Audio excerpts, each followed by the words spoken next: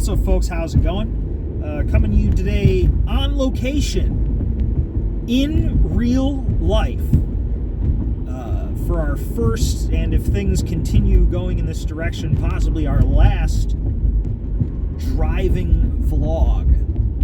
Now, first I'll say please excuse any road noise as I'm driving my tiny car because gasoline costs $800,000 and my other vehicle is a much newer, much smoother truck, which I am not going to spend $72 to make this, to do this video vlog. I just can't do it. The truck would be smoother, but with this you get to experience my smooth shifts, 5-speed manual, Kia Spectra, one of the greatest vehicles ever made. That's not really true, but this car is fine. I'm glad I didn't sell it. I had people telling me to sell it, and holy shit, am I glad I did not do that.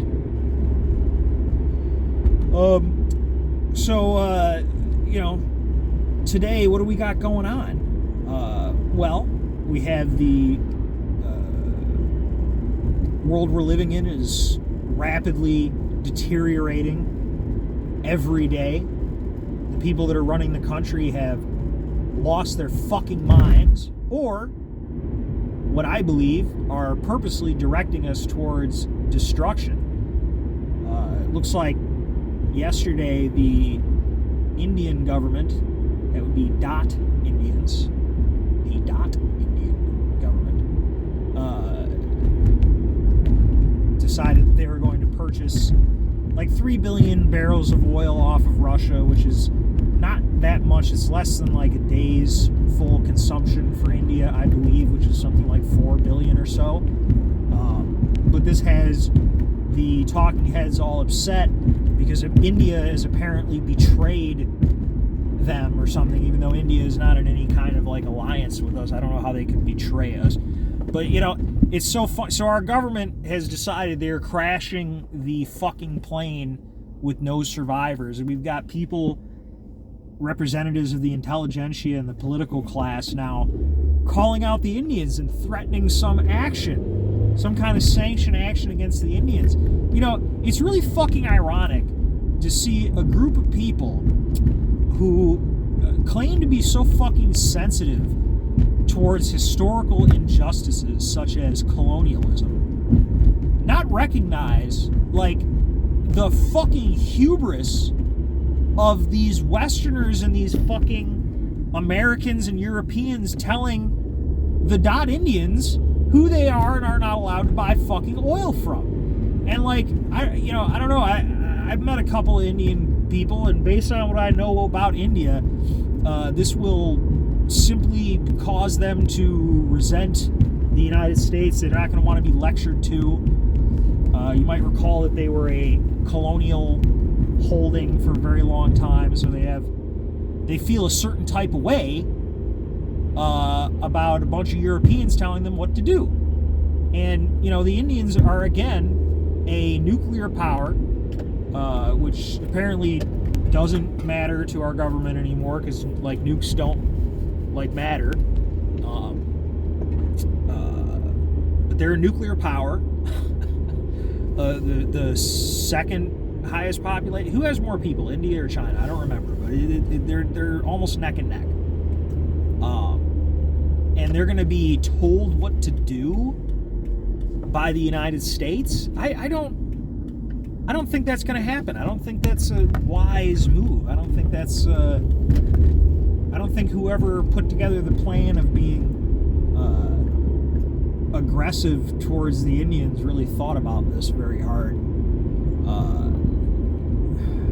I don't know. There's no other thing to say than to assume that this is being done on purpose. You know, because the only other explanation really would be that what I said half jokingly in a previous video is literally true, and the country is being run by 20-year-old college kids. Because really, these are the only people dumb enough to think that this shit is a good idea. Any of this shit. I mean, you could tell that the country is being run by these types of people, because there was a video the other day of Jen Psaki, like, explaining how inflation isn't a big deal and gas prices, and you're retarded, you don't really understand how it works. And the whole time she's like giving out this information, there's like this fucking terribly fucking cringe background music, because the millennial or the fucking zoomer that made this fucking shit video is like, well, I can't keep my attention on anything for more than 10 seconds without some fucking music in the background, so that's what I need to do for this. No care that it makes the whole thing look ridiculous, like a joke or a fake, but nobody calls them out on it because there are no adults anymore. That fucking shit is over. It's been over, unfortunately, and the danger only increases as the more dangerous people begin to realize this.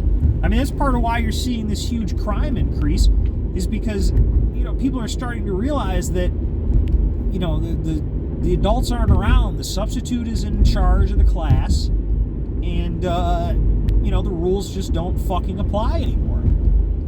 This is what is happening. You know, we're gonna find ourselves in a situation very rapidly that I don't know that we'll be able to dig our way out of. I think that that people talk about inflation, depression. We're going to see possibly the worst of both, with them, you know, both colliding at the same time. The huge inflation, huge job losses, you know, as a result of the fucked up supply system and everything. You know, this is not a organic loss of jobs. This is totally created by the pandemic and the reactions to it.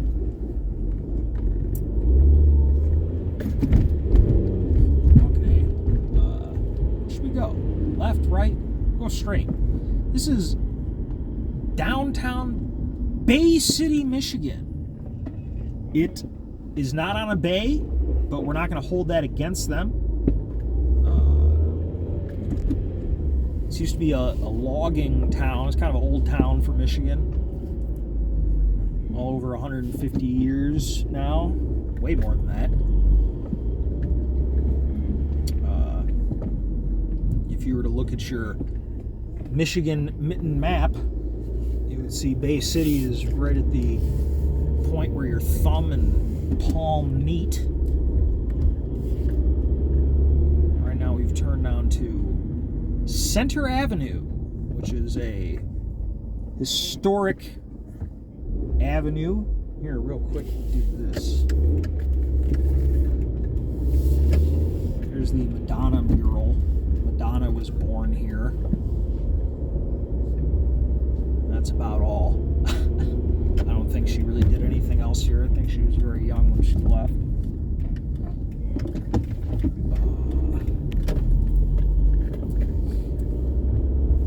Thus begins the tour version of the video. To the right, you'll see the Bay County building. A lot of the county buildings in Michigan have this kind of look, this Art Deco type thing. I'm very much a fan of Art Deco architecture.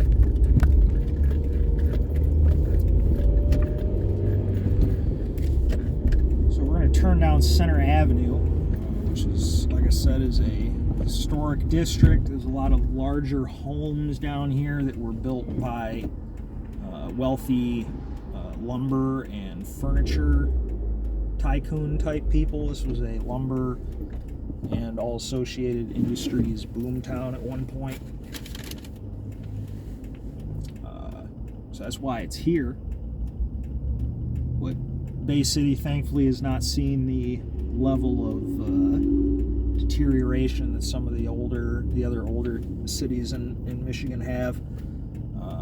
While it's certainly had a major demographic hit, you just don't get the same sense of decay and stillness that you do in maybe like a place like Saginaw or Flint. I find Flint to be more depressing than Detroit. I've done a lot of driving around Detroit. I find Flint to be actually, I don't know, it's something about it. It just isn't. It just makes it worse. But this is Center Avenue. This is also a town well known for its many churches. There's a lot of Lutheran, Episcopal, and every different kind of church here. You know, you got a lot of, like, this one is kind of a Midwestern Gothic here on the left. Like Midwestern Gothic revival. I very much enjoy that kind of shit. I like architecture. You know what I mean? We're really getting the best view of the left-hand side. I guess we can go back the other way. Now, the speed limit on this road is 30, but nobody's going to let me do that, but I'm just going to do it anyway. So I want to show you the Center Ave. We'll turn here. A lot of these buildings have historical markers and stuff on them. They're a lot, I love them, but fuck, I cannot imagine having to, what it costs to pay to heat one of these cocksuckers is huge. This part of Bay City I find interesting because it's what a lot of Detroit would look like if it hadn't been completely fucking burned down. In the sense that it has similar types of housing stock. There's some really great houses. Look at this. I love that. Really great carriageways and stuff. Yeah, cannot imagine what it costs to heat one of these, but if you could afford it, it would sure be a cool place to live. You just have to, I mean, shit, just coming up with enough stuff to fill the rooms, I feel would be challenging, you know? It's something about being rich. Now, a lot of these people aren't rich, but when they were built, these were for wealthy people. And that's like, kind of like one of the things wealthy people used to do. You know, it was all about filling the rooms. You know, go on a grand tour to Europe or some shit and buy a bunch of shit and use it to come and fill up your fucking giant house. Your massive fucking house. Let's make a right here. Go back on Center Avenue. I like these Tudor Revival style houses. A lot of these houses have some really great stained glass work in them. Older shit. I'm sure there's some Tiffany around. I haven't been through here in the warmth yet. At that point, I'll come through and really dig into these signs, because many of these homes have historical markers on them, you know, talking about the house and who built it. And I would like to read them before they kill us all. Can we make a left here? Come on, kids.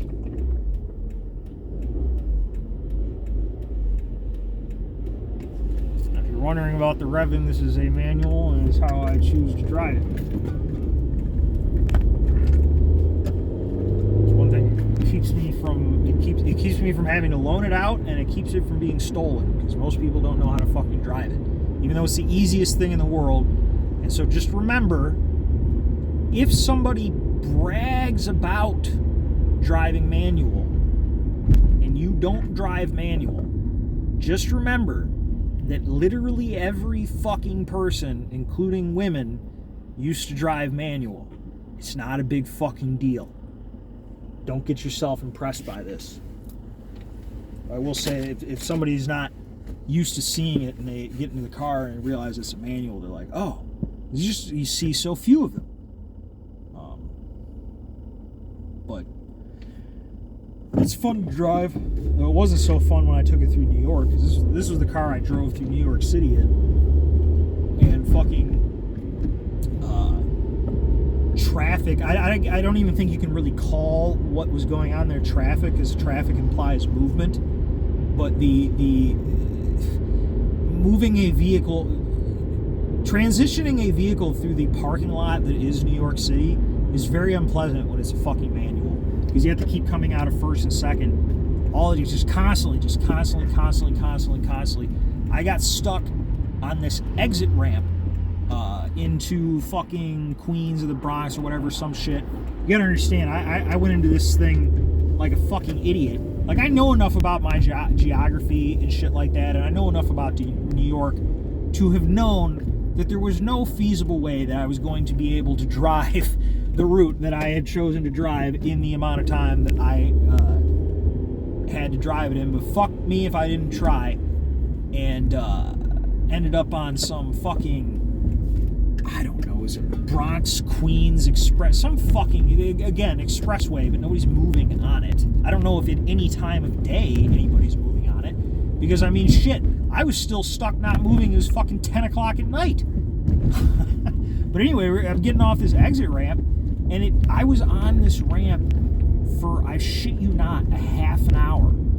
And it was a steep exit ramp, and this is a manual, and these cocksuckers get right up on your fucking ass. And so every time I had to move forward, it was this game to not fucking roll back into the guy behind me, because if I roll back into his car, there's nothing that can be done about it. The cops aren't going to be able to come. He'd probably murder me. There's people driving around in New York. This is such a problem that I've never seen it anywhere else. There are people driving around New York City with the essentially rubber floor mats hanging out of their trunks, and they're like they're called bumper buddies, and so it's supposed to protect your bumper.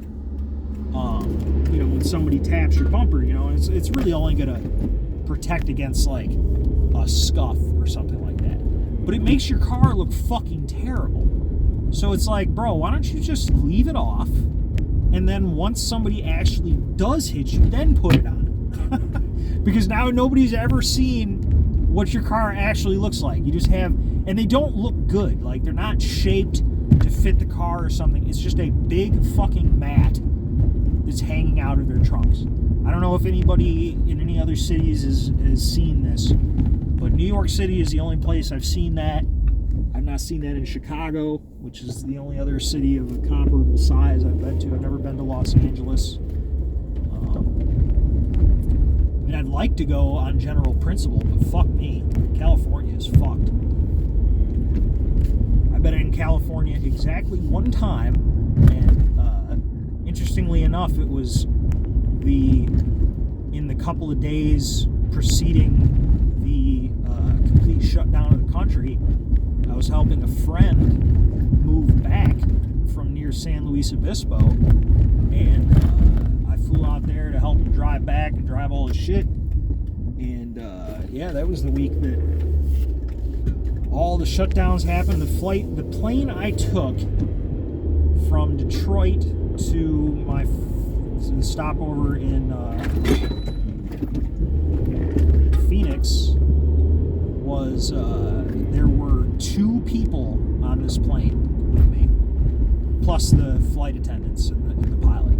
It was a large fucking plane too. It wasn't some little ass plane. This was a big plane with fucking 3 people on it, and they're like trying to give away all the free shit on the plane because they just don't have any flyers. This was like earlier, mid-March of 2020, and it was funny because I'm sober off of alcohol for 6 years, and the woman just keeps trying to give me free booze. It was probably the only person she's ever seen turn down free booze on the fucking airplane. But yeah, I had to turn it down. Got enough problems. But anyway, we took it from that plane, and then from Phoenix to San Luis Obispo, there was one other guy on the plane, and he was wearing a fucking like a real gas mask.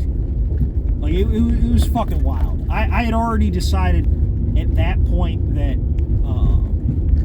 if I was going to get COVID, I was going to get COVID anyway, so I wasn't really worried about any of that shit. I mean, I was worried, but I wasn't like trying to, wear a fucking mask and gloves everywhere. The pilots certainly didn't care. But anyway, we get to San Luis Obispo in California, and it's like, I mean, just flying in over California and I mean, I was only there a few hours. I totally get it. it was fucking beautiful. We went to the ocean and shit. I mean, the sky, just everything, the colors, there's just a certain brightness to it. It seems very clean. Mind you, this is like San Luis Obispo and like the wine country area. Okay, I don't know from Southern California. I don't know about that, but I mean, it was just fucking gorgeous, and I totally get it. But you know, we go to the gas station. I go to get a fucking pop, and it's like $4, and you begin to very quickly it starts to fray. This image. But yeah, only went to California once at like one of the weirdest times in the history of ever. That was a hell of a drive back across the country. Nobody on the fucking road, nothing. It was so bizarre. And like every roadside like electronic sign was something about, you know, COVID and all this shit, and especially all through like Colorado and stuff. They have a ton of signs all through I-70 and stuff because they need them for like because all the weather and stuff that they have up there. But it was very bizarre to drive across the country and not be able to like go to. In fact, we went to a restaurant in Nebraska. We got breakfast in Nebraska, and that was, for 2 years, the last time I had been to any kind of restaurant was in Nebraska, because they didn't have any kind of lockdown or anything. This year I really wanted to go out west, Utah, Colorado. Unfortunately, I just don't see how I can make it happen with the fucking gas prices being the way that they are.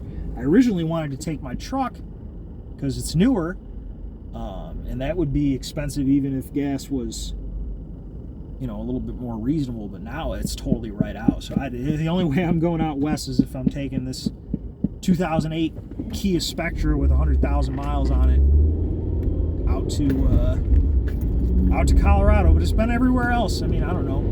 I guess it'll be fine. What road are we on now? We're on North Madison Ave. I like these towns that have proper American names. Madison Avenue, Washington Avenue, Dick Avenue. Strong names, you know what I mean? Tough names. Yeah, if you want to buy a fucking church, they got churches for sale here. I don't have the money for a church, unfortunately. There's another one in town that they've turned into a tattoo studio, which is kind of neat thing to do with the church, I guess. I haven't been in there yet because there's too many people there, and I don't like getting tattooed around a bunch of people. I like to go to, I'll find the least populated tattoo place. Show me the worst tattoo place. That's where I want to go. There will be no one there rushing me. All I'm going to do is have more fucking script done anyway. They don't have to be that good. Motherfuckers pay $500 to have people write letters on them. I'm not into that. We get more tattoos. Obnoxious tattoos. 37 more tattoos. I actually haven't looked at tattoos since all this shit started happening. I'm curious as to whether they've inflated the price on that as well. It's like the last tattoo I got was some shit I did on my wrists, and it was, $100. It's fine. I refuse to pay more than that. $100 plus you tip the guy at least $50, which you should probably fucking indicate that you're going to do that up front. That would just be my my suggestion for you. But I refuse to pay more. I guess if I go in and find out that they upped the price, I just have to pass. I have to get a fucking safety pin and some ink and do it myself. Like an at-home prison tattoo channel. That'll be the channel that takes off. this politics shit. Politics will never take off. If I had kept this channel going and somehow managed to maintain and grow an audience, all it would mean is that I would be sitting around fucking paranoid now. Everybody's gonna try to kill me. It's like I really like Styx Hexenhammer. I don't always agree with everything he says, but I like him because he's like one of these old school YouTubers that I've been watching forever, and he just does the shit, you know, the old school way, and he's way less of an anxiety prone guy than me, because he's got motherfuckers writing hit pieces and shit through the New York Times. If the New York Times fucking put if my name appeared in the New York Times, I would fucking shit myself. I mean, I'm just saying, that's just the way that I am. You know, if the situation led me to that point, then that would be what it was, but the idea of that causes me anxiety.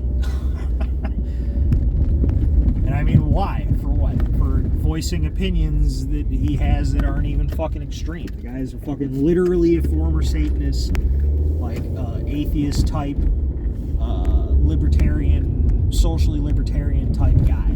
But the people at New York Times are still gonna fuck with him. And I'm all that, but I'm people get confused by me because I have I'm capable of what's called nuance. I have varying and complex opinions because the world is varying and complex. I can't, you know, it's like I've gone back and looked at a lot of my videos and, you know, thinking I was going to be really cringed out by them, because I know there's some things I've said in the past that I don't really believe in anymore, but they don't really bother me that much because they made sense and were consistent with what I believed at the time. I'm trying to maintain consistency here. You can actually see the cobbled roads right through this here. That's how you can tell it's a fucking old town. All these side streets have these cobbled roads. The other thing I like about these older Midwestern towns is these kind of like businesses that are interspaced within the neighborhoods, a lot of which are still functioning in this town, which is interesting. I believe at a peak, Bay City had something like 51,000 people, and now it's in 30,000s or whatever, but you don't see the massive swaths of like torn down homes. I mean, even though it's lost like, you know, I don't know, whatever, 30 or 40% of its population, it's not reflected that dramatically in the housing stock. You know, that's really the standout thing about this city as opposed to some of the other older towns in Michigan is that, and I mean, I've been trying to figure it out looking around, and like I feel like a lot of these houses started out as multi-family dwellings and have been reduced, so the population fell without that leading necessarily to a subsequent you know, destruction and abandonment of the housing stock, so that's a positive.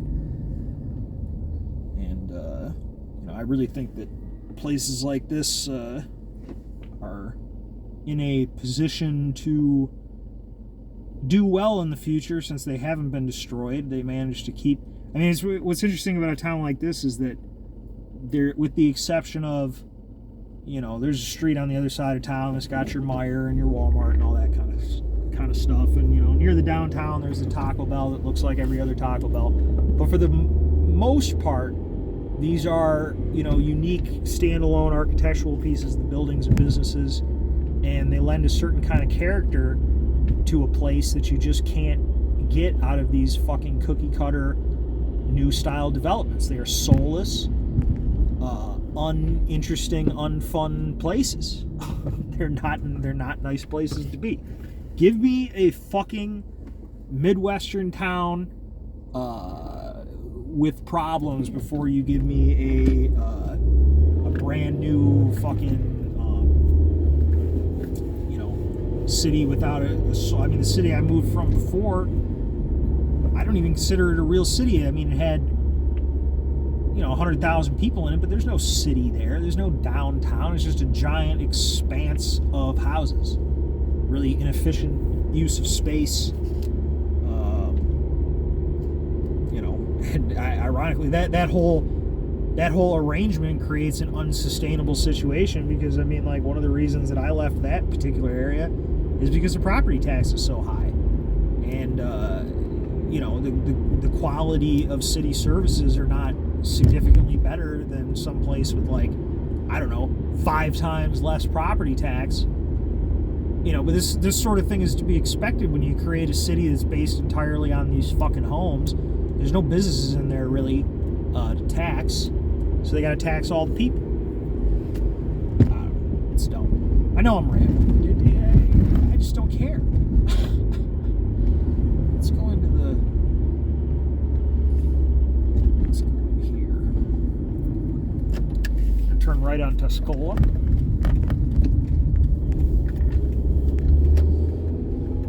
Let's go into here. So this is Pine Ridge Cemetery. There's a lot of. I'm also a fan of cemeteries. I know, right? Creepy.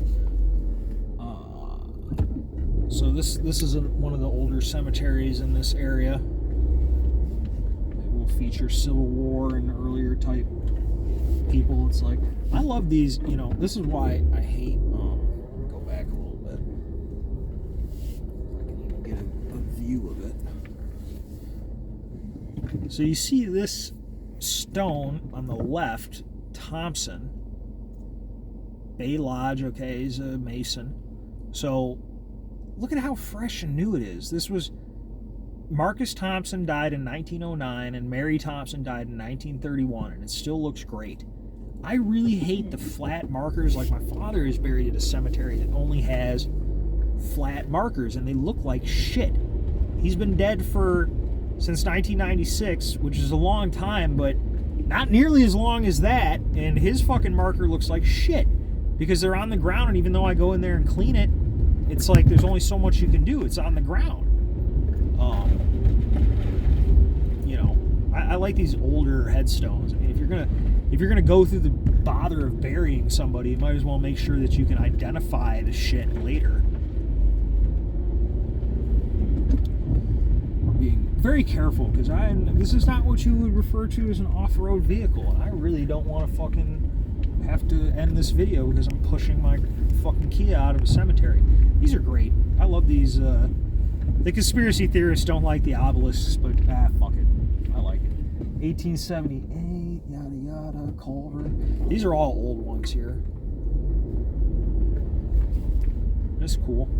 I don't see. You can tell it's an old cemetery because there's not many. There's nothing in the way of flowers or anything. Most of these people have been dead.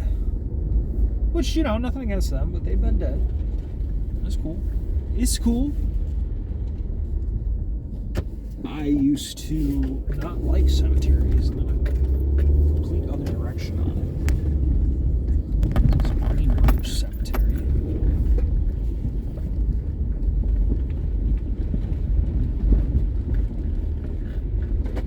Yeah, look at them. Yeah, they need to be. Yeah, it needs to be sorted out a little bit. Cemeteries are one of the safest places you can be. A lot of people don't know this, but the average criminal is afraid of ghosts. We're gonna power our way through this one. This is the power of 4 cylinders. This is the power of 4 cylinders and highway tires. Front-wheel drive, though. Fucking A. There's a lot of cemeteries around here. So, there's a lot of dead people. A lot of Biden voters here. It's not their fault. Didn't have any control over it. I like cemeteries. I don't like this road, though. I'll tell you that. Let's see if we can find a better one. Yeah, I like shit like this. I like these old things. I worry that as our society becomes more and more detached, that you know, things like caring about keeping up a cemetery or something is really going to go by the wayside, and I think it already is. You know, in Detroit, there's some great, if I get a chance, I'll do exclusively cemeteries in Detroit video. So there's some really excellent old cemeteries in Detroit, like some of the first garden type, park type cemeteries. Like the concept of having a manicured park like environment for a cemetery is a relatively new concept, is in the history of burying people. And there's a couple of cemeteries like that are great examples. And yeah, they're the most peaceful, safest places in the entire fucking city. Motherfuckers are afraid of ghosts, I swear to God. Sue me for it. Fucking sue me for it. They are afraid of ghosts. You will not be bothered in Detroit if you go to the cemetery. You are afraid of ghosts. Well, this one's nice. We'll do this last cemetery and then we'll close it out for the day. Just to remind us of what they have, cooking up for us now.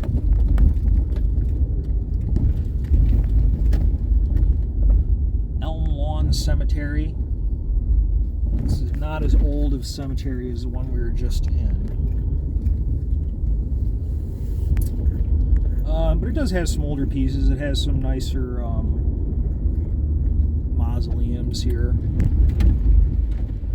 I enjoy a mausoleum. I don't enjoy being in a mausoleum. I like looking at mausoleums.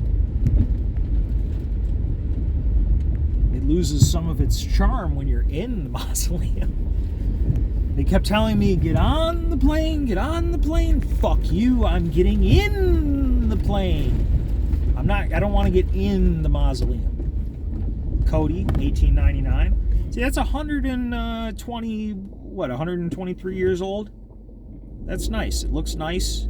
It's not fucking worn down or anything anyway. It's got a little bit of greening on it, but that could be easily, it just needs a power washing. 1899. But you get these cheap ass little markers they want to give us now, in the last 20 years. Ridiculous. This motherfucker is off-road capable, yo. I don't know what would be riskier, taking this or my rear-wheel drive truck in here. At least I know if I get this stuck, I can fucking physically push it. I was actually through the cemetery the other day, and there's nobody else in here either. But it's a nice cemetery, man. I like it. I like how they're named normal things. Like the cemetery that my father is buried in, they name all their sections. A lot of cemeteries, they're just section A, section B. But in that cemetery, they named every section. So they got Garden of Victory, the Garden of Hope, and all this other shit. And there's a section, and it happened to be right at the corner where my father is buried, so I was always looking at this section, and it was for infants, specifically for newborn babies and stuff who had died. And they've since changed the name. They've subsequently changed the name, but I fucking shit you not, the name of the cemetery section where the babies were buried was called Babyland. I can't fucking make this shit up, folks. But I'm gonna leave you with that. Talk to you folks later.